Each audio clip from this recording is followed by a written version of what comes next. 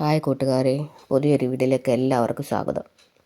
കുറേ ആൾക്കാർ വന്ന് കമൻറ്റൊക്കെ ഇട്ടിട്ടുണ്ട്. ഓരോ വീഡിയോയുടെ അടിയിലും വന്ന് കമൻറ്റ് ഇട്ടിട്ടുണ്ട്. എന്താ ലൈവ് ഇടാത്ത, വീഡിയോ എന്താ ചെയ്യാത്തതെന്നൊക്കെ ചോദിച്ച്. സത്യം പറയല്ലോ, ഒരു തരത്തിലും വയ്യാത്ത അത്രത്തോളം ഒരു അവസ്ഥയാണ്. പനിയാണ്. ഇങ്ങനൊരു പനി ഉണ്ടോയെന്ന് പറഞ്ഞാൽ 4 ദിവസമായിട്ട് ഒറ്റ കിടപ്പാണ്. എഴുന്നേക്കാൻ മേലാത്ത പോലൊക്കെ ഒരു കിടപ്പ്.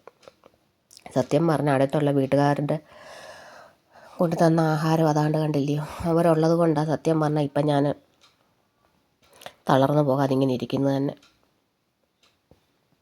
അയ്യോ, ഇങ്ങനൊരു പനി സത്യം പറഞ്ഞാൽ ആർക്കും വരാതിരിക്കട്ടെ എന്ന് ഞാൻ പ്രാർത്ഥിക്കുന്നുണ്ട്. ജീവിതത്തിൽ നമ്മൾ ചില സമയങ്ങളിലൊക്കെ പഠിപ്പിക്കുന്നതാണ്, പണത്തെക്കാട്ടിലൊക്കെ വലുതാണ് മനുഷ്യൻ്റെ സ്നേഹവും കരുതലും എന്നാണ്. പ്രയാസ സമയത്ത് കൂടെ നിൽക്കുന്ന ഒരു യഥാർത്ഥ സമ്പത്ത്. പിന്നെ ഒരുപാട് ആൾക്കാർ എന്നെ വിളിക്കുകയും മെസ്സേജ് അയക്കുകയും ഒക്കെ ചോദിക്കുകയും ചെയ്യും, സുഖമാണോ എന്നൊക്കെ അന്വേഷിക്കുകയൊക്കെ ചെയ്തു. ഒരുപാട് ആൾക്കാർ, എല്ലാവരുടെയും ഹൃദയത്തിൻ്റെ ഭാഷയിൽ സ്നേഹം, അതൊക്കെ സത്യം പറയാൻ എനിക്കത് ഒരുപാട് വലിയൊരു കരുത്താണ്. പിന്നെ മോന് സത്യം പറഞ്ഞാൽ അവന് ഒരു മടിയില്ലാതെ വീട്ടിലേക്ക് ജോലിയുള്ള കഞ്ഞി വെക്കുകയും എനിക്ക് വെള്ളം ചൂടാക്കി തരുകയും എന്ത് തേച്ച് മിഴക്കുകയും ക്ലീനിങ്ങും എല്ലാ ജോലിയും ഒരു മടിയില്ലാതെ സത്യം പറഞ്ഞാൽ ചെയ്യും. അന്നേരം നമ്മൾ നമ്മുടെ മക്കളെ അവരവരെ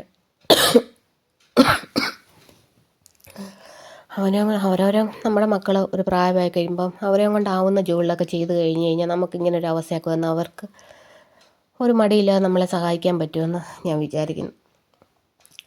ആഹാരമെന്ന് വെച്ചാൽ പേരിന് കഴിക്കുക, കാരണം ആൻറ്റിബയോട്ടിക്കൊക്കെ കഴിക്കുന്നത്. അപ്പം കഴിച്ചില്ലെന്നുണ്ടെങ്കിൽ എണീറ്റ് നടക്കാൻ പറ്റത്തില്ല, അത്രയ്ക്കാണ്. അയ്യോ, ശത്രുക്കൾക്ക് പോലും ഇങ്ങനൊരു അസുഖം വരില്ല എന്ന് പ്രാർത്ഥിക്കുക. എന്തോ പനിയായത്. പിന്നെ ചേട്ടൻ്റെ അച്ഛനും വയ്യാതെ ഹോസ്പിറ്റലിൽ ശ്വാസം മുട്ടലായിട്ട്, അതിൻ്റെയൊക്കെ അലച്ചിലും സമയത്ത് ആഹാരം കഴിയുക. പിന്നെ ഇപ്പം വൈറൽ ഫീവറൊക്കെ ഇല്ലേ, അതുകൊണ്ടൊക്കെയാണ്.